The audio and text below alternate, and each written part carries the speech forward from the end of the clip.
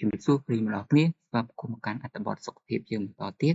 អញ្ចឹងអត្ថបទសុខភាពថ្ងៃហ្នឹងខ្ញុំលើកយកអាហារពេលព្រឹកមួយចំនួននៅពេលដែលអ្នកញ៉ាំទៅវាអាចជួយកាត់បន្ថយជំងឺមហារីករបស់យើងបានអញ្ចឹងសម្រាប់អាហារពេលព្រឹកទី1ចូលអ្នកនរគ្នាញ៉ាំបន្លែឬក៏ភេទរុក្ខជាតិបន្លែឬក៏ភេទរុក្ខជាតិទាំងហ្នឹងវាអាចជួយការពារជំងឺមហារីកយើងបានអញ្ចឹងអាហារពេលព្រឹកវាមានជីវជាតិជួយផ្ដល់ឲ្យរាងកាយរបស់យើងនៅសារធាតុប្រឆាំងអុកស៊ីតកម្មវាមានជាតិសរសៃនិងវីតាមីនសំខាន់ហើយវាជួយការពារកោសិកាពីការខូចខាតដែលអាចកើតមានឡើងអញ្ចឹងអ្នកគួរតែហូបអាហារពេលព្រឹកជាមួយនឹងផ្លែបឺផ្លែប៉ោមឬក៏ផ្លែចេកហើយខ្ញុំគិតថាប្រភេទផ្លែឈើទាំងអស់ហ្នឹងវាមានតម្លៃសមរម្យហើយងាយស្រួលរកទេនៅក្នុងកន្លែងអ្នកនរគ្នារស់នៅហើយអ្នកគួរតែញ៉ាំប្រភេទគ្រាប់ធញ្ញជាតិផងដែរអាហារពេលព្រឹកទាំងនេះវាសម្បូរដោយជាតិសរសៃមិនត្រឹមតែជួយដល់មីក្រូជីវសាស្ត្រ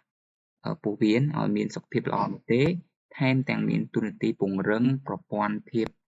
ស៊ាំឲ្យរឹងមាំនិងការពារជំងឺមហារីកផងដែរអញ្ចឹងចំពោះផ្លែឈើទី2ដែលអ្នកនរគ្នាគួរញ៉ាំនៅពេលព្រឹកផងដែរគឺផ្លែទទឹមយោងតាមគេហទំព័រសុខភាព health.com បានដឹងថាផ្លែទទឹមមានទូនាទីការពារឬព្យាបាលជំងឺមហារីកផ្សេងៗដូចជាប្រពេញប្រូស្តាតសដំសួតពោះវៀនធំនិងជំងឺមហារីកឈាមលើសពីនេះទៅទៀតផ្លែទទឹមមានជាតិសរសៃច្រើននិងសារធាតុប្រឆាំងអុកស៊ីតកម្មជួយកាត់បន្ថយការរលាកដែលអាចធ្វើឲ្យប្រសើរឡើងនៅសុខភាពកាពះពោះវៀនយើងផងដែរអញ្ចឹងចំពោះប្រភេទអាហារដែលយើងគួរញ៉ាំមួយទៀតនៅពេលព្រឹកគឺទឹកដូងខ្ចីមួយផ្លែ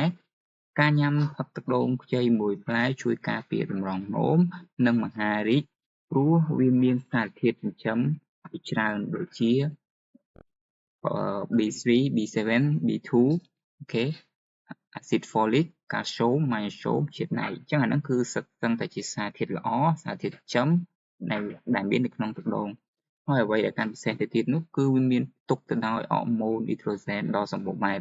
សូម្បីតែអ្នកជំនាញផ្នែកសុខភាពដែលមានបទពិសោធន៍ជាច្រើនឆ្នាំគឺលោកចាន់រិត Chris Alides បាននិយាយថាការផឹកទឹកដូងចន្លោះ3ទៅ5ដងក្នុងមួយអាទិត្យអាចជួយបង្ការកុំឲ្យអ្នកលើសឈាមកាត់បន្ថយហានិភ័យការការបេះដូងនិងជំងឺមហារីកបាទអរគុណអ្នកនរគ្នាអញ្ចឹងអត្ថបទសុខភាពថ្ងៃនេះគឺខ្ញុំមានតែប៉ុណ្្នឹងទេជួបគ្នានៅអត្ថបទសុខភាពបន្តទៀត